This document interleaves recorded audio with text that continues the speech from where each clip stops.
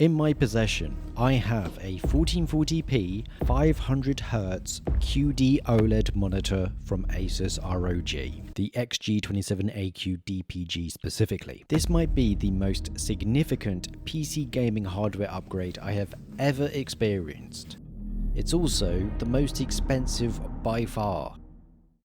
In this video, I'll open the box. I'll also subject my eyes to horrors beyond human comprehension. I'll get lost in the never-ending settings menu, discover that the monitor doesn't detect me as a human being, and I'll be sharing with you my thoughts on OLED displays and whether or not you should buy one, because there's a chance you might be wasting your money if you buy an OLED. Before we get to that though, enjoy this sweet, satisfying peel.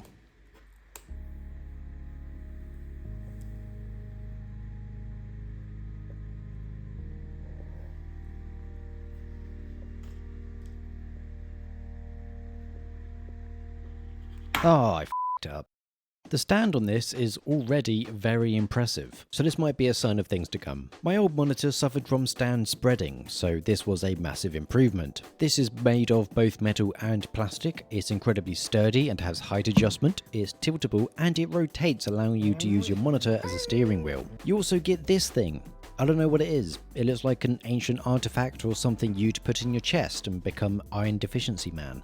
It also comes with a bag that has all the various leads and cables you might need, but it didn't come with the one that I needed to power it on. Luckily, I have loads of these lying around. This monitor has various ports such as...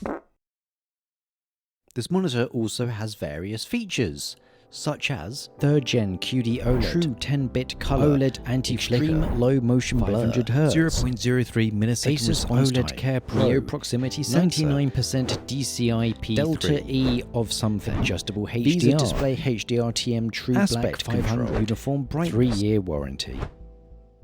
The aesthetic is rather gamey, or Virgin Man Cave-like. The RGB lighting on the back can be turned off, as well as the ASUS ROG logo, which is the power indicator. Also, this thing is actually something you attach to a monitor arm, and it lets you hot swap your monitor from your arm back to the stand, which is pretty sick honestly. It won't be something that everyone uses, but you know, it's there. Turning this on for the first time, I was whelmed. I obviously needed to boot up a game deserving of the potential of OLED, and I know just the game for the job. It's used in countless benchmarking gameplay demonstrations for a ton of reasons, so it's time to boot up. Mega bonk. This isn't even a bit, by the way. This was the first game that I played on this, and if you didn't think it before, you now realise I am an idiot. Unfortunately, I then discovered a rather glaring issue. This isn't a matte coating monitor, which meant that any time the monitor was black, I was left staring at the harrowing husk of a man left tormented and psychologically scarred as a result of severe depression, anxiety, and hair loss. Anyway, before I actually started to play some more OLED deserving games, I needed to do some pre-launch checks, so I made sure I had 500Hz enabled. Then I did a quick browse through the monitor settings, and my god, it's extensive. I have touched this menu nipple more than my own. When you want to try out all the neat features your monitor has, this is really annoying. There is a nifty program called Display Widget, which allows you to change the monitor settings without having to touch the nipple, but there's a few issues with this. One, some of the options can only be changed through the nipple, and two, the layout is obviously different. I would much prefer that the UIs had the same layout, as it makes it easier to navigate them both. So I booted up some PoE 2, as it's one of the best looking games I actually play, and I was playing a hardcore character at the time, and oh my god, I don't want to glaze over this too much already, but let me put it this way. When I went from a 1070 to a 5070 a few months ago, previously I ran this game on low graphics because my PC would die running it. When I upgraded to my 5070 and cranked all the sliders to max, I was impressed, but the smoothness was probably the biggest highlight. On this OLED monitor, it's outstanding. I think the jump from LCD to OLED is more impactful to me than the 1070 to the 5070. It is just stunning. It's as if a professional cinematographer was sitting inside my eyeballs. Everything looks incredible. The details on the particle effects, the depth of contrast with the environments provide so much definition to the scenes. The sharpness of everything highlighted all the minute details, so much so that there were points when I would just stand still and look at them. The clarity that this provides is just amazing. It didn't stop my character from dying though. Nice. This is very good. You're dead. Yes! Yeah! Yeah! This visual clarity has just ruined everything. How can I go back from this? After enjoying this visual feast, I then started to play some more competitive games to get the most out of the 500Hz.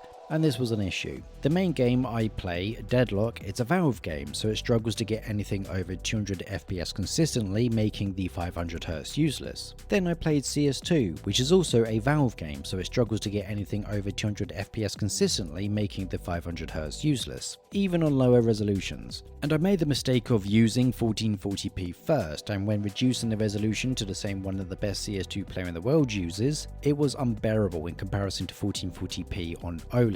Any low resolution just looks so mushy and soft. There's also a 24.5-inch monitor simulation on this as well, so if you really want to replicate your favorite pro gamer in hopes that you too will become just as good, you can make use of that function, which is actually pretty cool because it shrinks the screen down, and with OLED you have this completely black border. It's like you've just got a 24.5-inch monitor with the thickest bezels of all time. However, I couldn't use anything but 1440p on this monitor. The clarity is just nuts. Every game's character models stood out a lot more, even more so at further distances.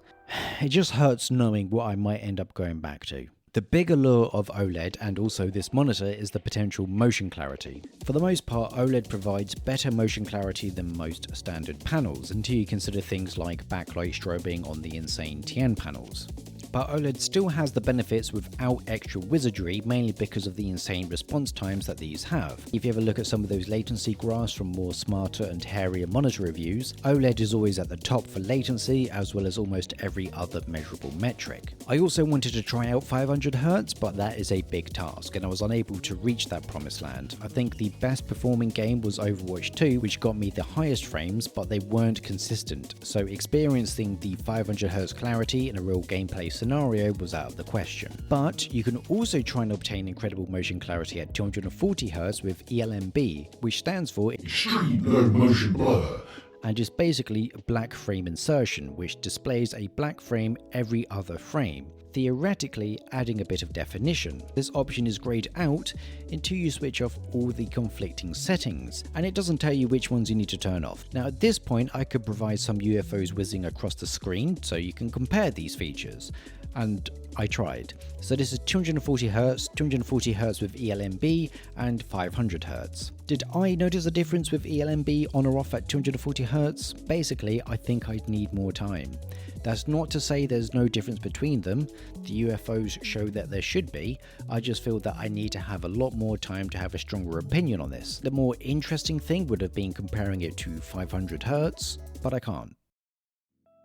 Over the past 2 weeks of playing with this, I came to a realization. If you are someone that only plays competitive games, you'd be wasting your money. There's still benefits to this monitor in those games, especially the sharpness at 1440p, but in my experience, these competitive games like Valorant, Overwatch 2, Apex Legends, CS2, etc. won't make use of this monitor's potential.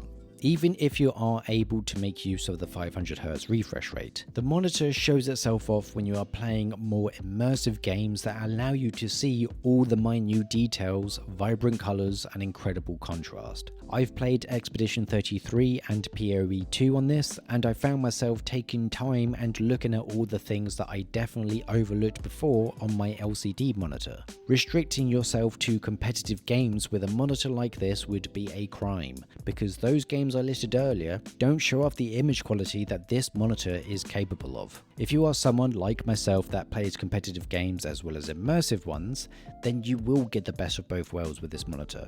There is also an elephant in the room, and it's not your mum. Whee! Burning.